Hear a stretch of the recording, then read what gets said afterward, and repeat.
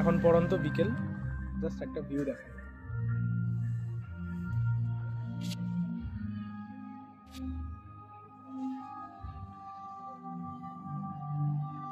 Just ভিউটা।